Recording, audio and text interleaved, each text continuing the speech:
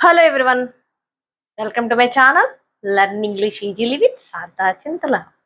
Today I am going to teach you an important topic that is about conditional clauses. Conditional clauses with if. If తో కూడిన conditional clauses ఈ రోజు నేర్చుకుందాం. This is very important topic for TET and DS. Not only that, those who are preparing for competitive examinations. How many conditional clauses are there? There are 4 types of conditional clauses with if. What are they? One. What is the one? First one ఏంటి? Zero condition or real condition. Zero condition or real condition. First one. Second one.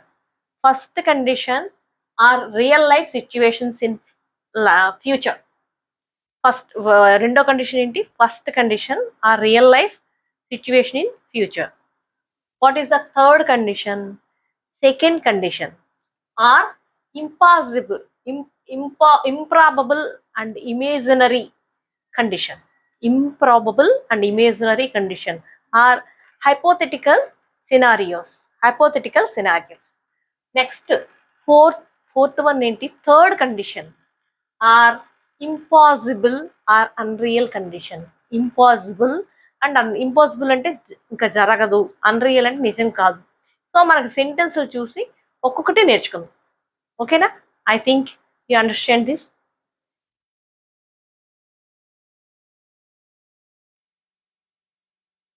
There are 2 types of clauses. Actually, what is a clause? Clause is a sentence. అది subject ఉంటుంది, verb ఉంటుంది, meaning ఉంటుంది. Meaningful sentence with subject and a verb or a predicate అంటారు. Okay, so how many types of clauses are there? There are 2 types of clauses. What are they? Main clause or independent clause. Main clause or independent clause. రెండోది ఏంటి? subordinate clause or dependent clause. రెండు రకాలు, main clause or independent clause ఒకటి, subordinate clause or dependent clause. ఏంటంటే main clause అంటే ఆ సెంటెన్స్కి దానికి meaning ఉంటుంది, ఫుల్ మీనింగ్ ఉంటుంది అనమాట. అది దేని మీద ఆధారపడి ఉండదు. It is independent class. Okay, అది మెయిన్ క్లాస్ అనమాట. అయితే రెండవది ఏంటి? Dependent class. ఈ డిపెండెంట్ క్లాస్ ఈ మెయిన్ క్లాస్ మీద ఆధారపడి ఉంటుంది. మెయిన్ క్లాస్ అంటే ఈ మెయిన్ క్లాస్ ఉంటేనే ఆ వాక్యానికి అర్థం ఉంటుంది. ఆ ఒక్క వాక్యం, ఆ ఒక్క క్లాసు మనం చదివితే దానికి మీనింగ్ ఉండదు. క్వశ్చన్ అరైజ్ అవుతుంది, వాట్ అని, ఏంటి అని, అది రిజల్ట్ ఏంటో మనకు తెలియదు. సో అప్పుడు ఆ మెయిన్ క్లాస్ దాని పక్కన రాస్తేనే దానికి మీనింగ్ ఉంటుంది. ఒకవేళ మాట్లాడినప్పుడు కూడా మెయిన్ క్లాస్ చెప్తేనే మనకి ఆ సెంటెన్స్ మీనింగ్ ఉంటుంది. చూడండి, ఇది డిపెండెంట్ క్లాస్ ఏమో కండిషన్ అనమాట. డిపెండెంట్ క్లాస్ కండిషన్, అది ఇండిపెండెంట్ క్లాస్ రిజల్ట్. సో ఈ మెయిన్ ఈ ఇండిపెండెంట్ క్లాస్ తెలిస్తేనే మనకి అది ఏంటో అర్థమవుతుంది పూర్తిగా. ఎందుకంటే ఈ డిపెండెంట్ క్లాసు దీని మీద ఆధారపడి ఉంటుంది, ఈ ఇండిపెండెంట్ క్లాస్ మీద ఆధారపడి ఉంటుంది. ఓకే, చూడండి, if you work hard you earn money. If you work hard, నువ్వు కష్టపడితే ఏంటవుతుంది? నువ్వు కష్టపడితే దానికి క్వశ్చన్ ఉంది కదా, ఏం జరుగుతుందో మనం క్వశ్చన్ వేసుకోవాలి, అంటే అర్థం అవుతుంది. దానికి ఏంటి? What is the result? You earn money. నువ్వు కష్టపడితే నువ్వు డబ్బులు సంపాదిస్తావు. నువ్వు బాగా చదివితే పరీక్ష పాస్ అవుతావు. నువ్వు వేగంగా వెళ్తే బస్ అందుకుంటావు. ఏంటంటే ఇది డిపెండెంట్ క్లాసు, అది ఇండిపెండెంట్ క్లాస్. ఓకేనా? ఇందులో రకాలు, ఆ 4 రకాలు మనం నేర్చుకుందాం. Okay, now we're going to learn about the first condition, that is zero condition. Zero condition or real condition. General truths or facts. ఈ zero condition and real condition దేని మీద ఉంటుందంటే only general truths and facts. ఈ condition ఎప్పుడు కూడా general truths and facts, scientific facts, అది నిజాలు and ఎప్పుడు జరిగే ట్రూత్స్, అంటే యూనివర్సల్ ట్రూత్ కూడా మీకు తెలుసు కదా. యూనివర్సల్ ట్రూత్ అంటే అది ఎప్పుడు ఎవరు చెప్పినా, ఎక్కడ చెప్పినా, ఏ టైంలో చెప్పినా అది మారదు. ప్లేస్ వేరైనా మారదు, మనిషి వేరైనా మారరు, టైం వేరైనా మారదు, అది ఎప్పుడూ ఒక్కటే. అది అంటే the sun sets in the west, the sun rises in the east, అలాంటివి యూనివర్సల్ ట్రూత్స్. అలాంటివి ఎప్పుడు సింపుల్ లోనే ఉంటాయి. సో అందువల్ల ఈ ఈ ఈ ఈ కండిషన్, ఈ జీరో కండిషన్, అందువల్ల జీరో కండిషన్. సో అది అది కండిషన్ కాదు, it will happen, it happens, that's all. It will కాదు, ఇట్ హ్యాపెన్స్, అది జరుగుతుంది, అలాగా ఎప్పుడు రెగ్యులర్గా జరిగేది. సో అది జీరో కండిషన్. అందువల్ల real condition, it is a real condition. అది ఇలా చేస్తే అది అలా జరుగుతుంది, అది ఫ్యాక్ట్. సైంటిఫిక్ ఫ్యాక్ట్ అవని, జనరల్ ట్రూత్ అవని, ఏదవని. సో దాని గురించి చెప్పేదే ఈ జీరో కండిషన్ అన్నమాట. చూడండి ఎలా ఉంటుంది. So this is on scientific facts and universal truth. It's not about scientific situations or possibilities, it's about what is always true. So the conditional clause and main clause are both in present tense. ఇది చూడండి, it is not about scientific specific situations or possibilities, it is about what is always true. అంటే ఇలా జరుగుతుందేమో, possibility కాదు. It's not అంటే జరుగుతుందో జరగపోవచ్చు అని లేదు, ఇట్ ఈస్ ట్రూ, ఇది జరిగి తీరుతుంది. సో అందువల్ల అది కండిషనల్ క్లాజ్, అలాగే డిపెండెంట్ క్లాజ్, మెయిన్ క్లాజ్ రెండు కూడా ప్రజెంట్ టెన్స్ లో ఉంటాయి. ఇఫ్ యూ హీట్ ఐస్, ఏం చెప్పాను నేను, ఇది డిపెండెంట్ క్లాస్, ఇది ఇండిపెండెంట్ క్లాస్. ఈ డిపెండెంట్ క్లాస్ ఇండిపెండెంట్ క్లాస్ మీద ఆధారపడి ఉంటుంది. సో అది అది సబ్జెక్ట్ ప్లస్ V1 ఉంటుంది ప్రెజెంట్ టెన్స్. ఇది కూడా సబ్జెక్ట్ ప్లస్ V1 అంటే సింపుల్ ప్రెజెంట్ టెన్స్ లో ఉంటాయి రెండు కూడా. సో అలా మనం చూసుకున్నప్పుడు సింపుల్ ప్రెజెంట్ టెన్స్ దానికి ఏ పెట్టాలి అంటే సింపుల్ ప్రెజెంట్ టెన్స్ వెర్బే పెట్టాలి. చూడండి, if you mix blue and red you get violet colour. Violet are purple colour, violet colour అంటాం. సో మనం బ్లూ అండ్ రెడ్ కలిపితే ఏ కలర్ వస్తుంది, వైలెట్ కలర్ వస్తుంది. అది true, it is scientific fact, general truth, ఇవన్నీ కూడా. సో అది జరుగుతుంది కాబట్టి దానికి అవ్వచ్చు అవ్వకపోవడం ఉండదు. మిక్స్ చేస్తే, ఎవరు మిక్స్ చేసినా, నువ్వు మిక్స్ చేసినా, మీ బ్రదర్ మిక్స్ చేసినా, మీ ఫాదర్ మిక్స్ చేసినా, మీ టీచర్ మిక్స్ చేసినా, ఏది చేసినా, ఎవరు చేసినా అది అలాగే వస్తుంది. అది general truth, okay, scientific truth. If you touch fire it burns, ఎవరు పట్టుకున్నా నిప్పు కాలుతుంది. ఇఫ్ యూ టచ్ ఫైర్, ఇదేంటి సబ్జెక్ట్ ప్లస్ V1, ఇది కూడా subject plus V1. If you do yoga regularly you stay healthy. If you do exercise you stay healthy. So మనం యోగా చేసినా, exercise చేసినా హెల్దీగా ఉంటాం. If you take good food you will be healthy, you get good health. అది you get good health. Good food తింటే మనకి good health ఉంటుంది. If the sun sets it gets dark. The sun sets it gets dark. Sun set అయిపోతే గ్యారంటీగా అది dark అయిపోతుంది. ఇది scientific truth, universal truth. So ఈ విధంగా ఉంటుంది. దీన్ని ఏ కండిషన్ అంటాము, zero condition or real condition. ఈ జీరో కండిషన్, రియల్ కండిషన్ ఎప్పుడు కూడా ట్రూత్స్, జనరల్గా జరిగే ట్రూత్స్, సైంటిఫిక్ ఫ్యాక్ట్స్ మీద ఉంటుంది కాబట్టి ఇది సింపుల్ ప్రెజెంట్ టెన్స్ లో ఉంటుంది. Okay, I think you understand this.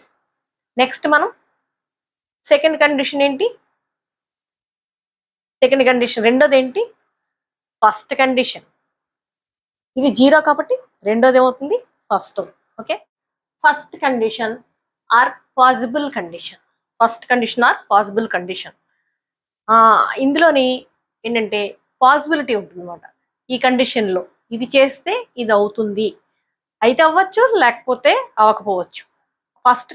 Zero condition అలా కాదు, ఏంటంటే అది అయి తీరుతుంది. ఇందులోని పాసిబిలిటీ ఎక్కువగా అవ్వచ్చు, అవ్వకపోను కూడా అవ్వచ్చు అని ఉంటుంది, ట్విస్ట్ ఉంటుంది.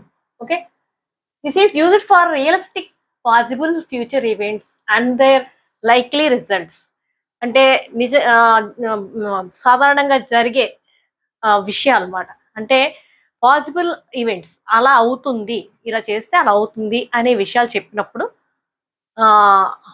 ఈ ఫస్ట్ కండిషన్ పెడతాం. ఓకే, ఇది ఇఫ్ ప్లస్ సబ్జెక్ట్ ప్లస్ కండిషన్లోని సింపుల్ ప్రెజెంట్ టెన్స్ ఉంటుంది.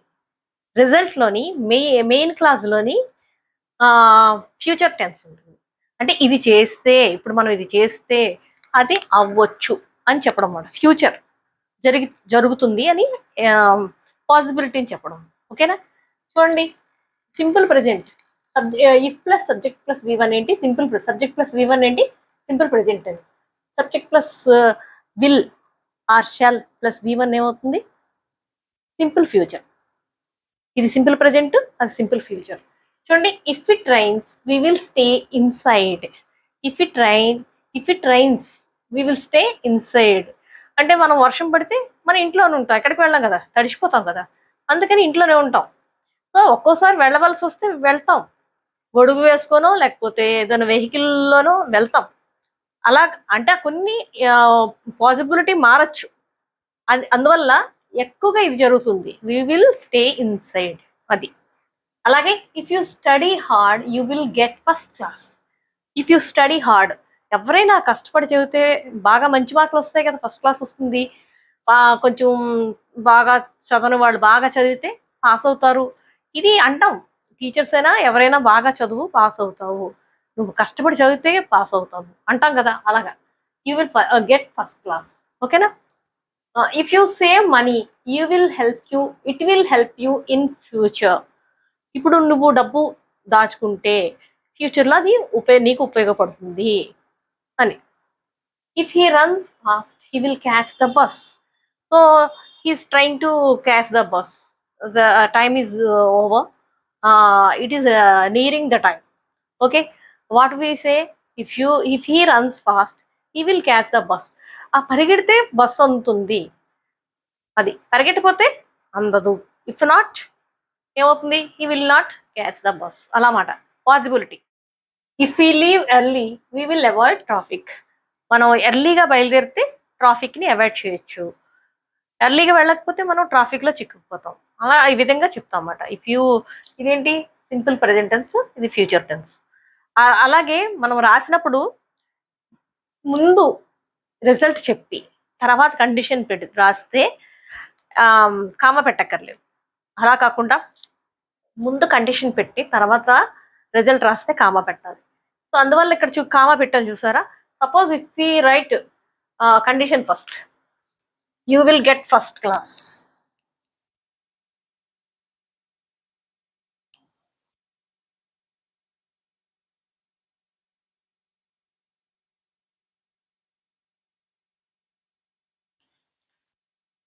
ఇఫ్ యూ స్టడీ హార్డ్,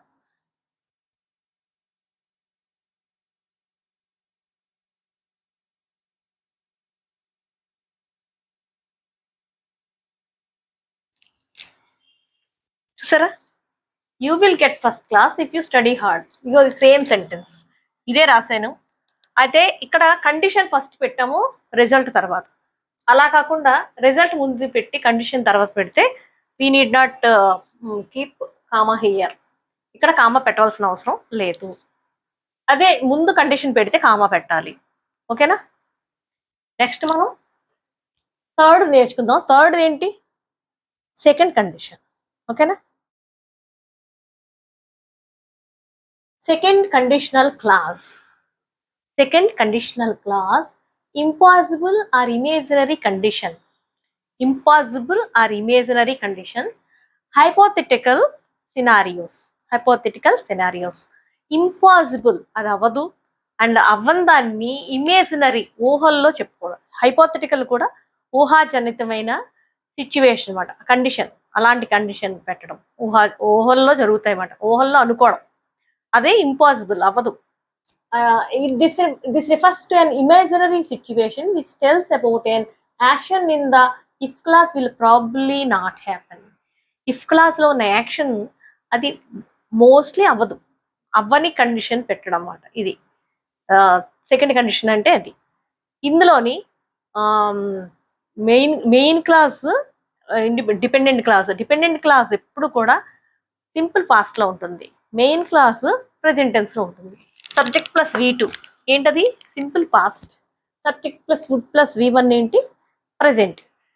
ఇది ఏమో కండిషన్ క్లాస్ ఏంటి? కండిషనల్ క్లాస్ పాస్ట్ టెన్స్ లో ఉంటుంది. మెయిన్ క్లాస్ ప్రెజెంట్ టెన్స్ లో ఉంటుంది. చూడండి, if I won the lottery, if I won the lottery ఏంటి, సబ్జెక్ట్ ప్లస్ V2 అంటే పాస్ట్ టెన్స్. నాకే గనక లాటరీ వస్తే, నేనే లాటరీ గెలుచుకుంటే, I would buy a new building, నేను పెద్ద బిల్డింగ్ కొనుక్కుంటాను. మన లాటరీ టికెట్ కొంటాం, అది ఎవరికో వస్తుంది, ఎవరికో వస్తుంది. అప్పుడు లాటరీ టికెట్ కొని నాకే కనుక లాటరీ వస్తే నేను పెద్ద బిల్డింగ్ కొంటాను, లేకపోతే I would travel all over the world. అలాగా అంటే లేనిపోనివన్నీ లేదు. I would buy the more gold, నేను చాలా బంగారం కొనేసుకుంటాను. ఇలా అంటే లాటరీ ఎవరికి వస్తుంది, ఎప్పుడు వస్తుందో, వస్తుందో రాదో, చాలా 0.5 ఏదో చిన్న హోప్ ఉంటుంది, కానీ అది జరగదు, అది ఇమేజినరీ కండిషన్. ఓకే, అలా మాట. If I studied well I would get state first, నేను చదువుంటే నాకు స్టేట్ ఫస్ట్ వచ్చుండేది, వస్తుంది. నేను చదివితే, బాగా చదివితే స్టేట్ ఫస్ట్ వస్తుంది. నువ్వు చదవలేదు, స్టేట్ ఫస్ట్ రాదు. అది అది అవ్వలేదు, చదవలేదు. నేను చదివితే వస్తుంది అంటే చదవలేదు అని అర్థం మాట. If he ran fast he would reach the railway station, అతను వేగంగా పరిగెట్టుంటే అందుకుంటాడు. వేగంగా పరిగెడితే అందుకుంటాడు, దాని అర్థం ఏంటి, వేగంగా పరిగెట్టలేదు, అందుకోడు. అది. If the weather was not bad we would go to the park. So వర్షం బాగా పడిపోతుంది, లేకపోతే ఉరుములు మెరుపులు వస్తుందన్నమాట. అప్పుడు అలాంటప్పుడు ఎక్కువగా డిసీవ్ చేయడానికి అలా అంటారన్నమాట. వెదర్ బాగుంటే మనం పార్క్ వెళ్ళి ఉండేవాళ్ళం.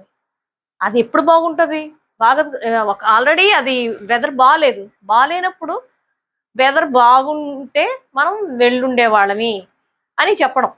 అదే అంటే ఊహల్లో చెప్పడం అన్నమాట, ఇమేజినరీ కండిషన్ ఇది. సో దీన్ని గుర్తుంచుకోవాలి.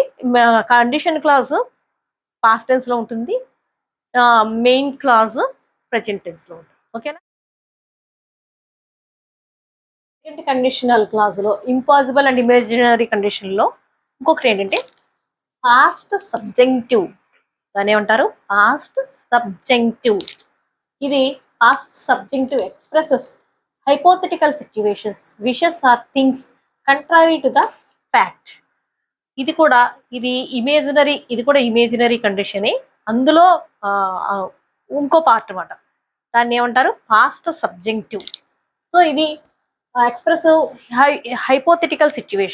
హైపోథెటికల్ ఊహాజనిత సిచ్యువేషన్స్ గురించి చెప్తుంది. ఇవి జరగవు, కానీ జరిగినట్టు ఎక్కువ మంది మనం మామూలుగా మాట్లాడినప్పుడు కూడా ఇలా మాట్లాడతాం. చూడండి, if I were you I would visit America. If I were you, suppose your friend got chance to go to America, కానీ బట్ హీ డిడ్ంట్ గో. మీ ఫ్రెండ్కి అమెరికా వెళ్ళే ఛాన్స్ వచ్చింది కానీ వెళ్ళలేదు. అప్పుడు ఇలా అనొచ్చు నువ్వు, వై డిడ్ంట్ యు గో, నువ్వు ఎందుకు వెళ్ళలేదు. If I were you I would visit America. నీవైతే నేను మాత్రం అమెరికాని వదలను, వెళ్తాను, నేను విజిట్ చేస్తాను, అలా అంటమాట. సో సపోజ్ మీ ఫ్రెండ్కి ఇంకో అతనికి తగువైంది, అతను గట్టిగా తిట్టాడు నీ ఫ్రెండ్ని, కానీ ఈ ఫ్రెండ్ చాలా కామ్గా ఉన్నాడు. అప్పుడు ఏమంటావు, మనం అంటుంటాం if I were you I would beat him. నువ్వు ఊరుకున్నావు, అదే నేనైతేనా అతను కొట్టుండేవాడిని, ఇలా మాట్లాడతాం. ఇవి అవ్వదు, మనం నువ్వు ఎలాగా అతను అలాగా అవ్వవు, కానీ మనం అలా అంటాం అన్నమాట. సో అలాంటి సిచ్యువేషన్లో, అలాంటి ఊహాజనిత సిచ్యువేషన్లో మనం దీన్ని వాడతాం, ఈ సెంటెన్స్ వాడతాం. దీన్ని పాస్ట్ సబ్జెక్టివ్ అంటారు. ఇది సెకండ్ కండిషనల్ క్లాస్. ఓకే, అయితే ఇక్కడ ఏంటి డిఫరెన్స్ చూసాము. యాక్చువల్గా పాస్ట్ టెన్స్ ఐ సింగులర్ కదా, సింగులర్కి ఏమొస్తుంది, పాస్ట్ వెర్బ్ వర్జ్ వస్తుంది. కానీ ఈ కండిషనల్ క్లాజ్లో వర్ వస్తుంది. ఇక్కడ మీనింగ్ వర్జ్ కిందే మీనింగ్, కానీ వర్ ప్లోరల్కి వస్తుంది. కానీ ఇక్కడ ఈ సెంటెన్స్లో మనం ఇలా రాయాలి, ఇలా వాడాలి. Okay, if I were the CM of AP, if I were the CM of AP, I would give holiday on Saturday to schools. Saturdays, all Saturdays. నేనే గనక ఈ సీఎం అయి ఉంటే, ఈ రాష్ట్రానికి సీఎం అయి ఉంటే, ఇప్పుడు ఎందుకంటే మనకి సాటర్డే సెలవు లేదు స్కూల్కి, కానీ అలా అంటుంటాం. నేనే కనుక సీఎం అయితే నేను సీఎం అవుతానా, నేను అది అయ్యే పరిస్థితి కాదు, అది ఇమేజినరీ కండిషన్. సో అలా మాట. If I were the CM of AP I would give holiday on Saturdays to schools. If I were head master of the school I would give more periods for drill. అలా మాట. మీ head master drill drill drill periods ఎక్కువ ఇవ్వట్లేదు. అప్పుడు మనం అంటాం, నేనే HM అయి ఉంటేనా ఎక్కువ డ్రిల్ పీరియడ్స్ ఇచ్చి ఉండేవాడిని. అలా మాట. అలాగా మనం హెడ్ మాస్టర్ అవ్వము, అలా ఇవ్వడానికి అవ్వదు. అది అలాంటి సిచ్యువేషన్లో వాడతామన్నమాట. దీనికి వర్ వస్తుంది అనమాట, అది గుర్తుంచుకోండి. If I were you I would give him the money. So మీ ఫ్రెండ్ గారు ఎవరైనా అతనికి మనీ ఇవ్వలేదు, ఎవరికి అవసరం అని అతను మనీ ఇవ్వలేదు, కానీ నువ్వేమంటావు, నువ్వు ఇవ్వలేదు కానీ అది నువ్వే నీ స్థానంలో నేనుంటే నేను ఇచ్చి ఉండేవాడిని. అది. సో ఇలాంటి సిచ్యువేషన్లో మనం ఈ సెకండ్ కండిషన్ వాడతాము. దీన్ని పాస్ట్ సబ్జెక్టివ్ అంటాం. ఓకేనా? I think you understand this. Next మనం ఫోర్త్ వన్ నేర్చుకుందాం.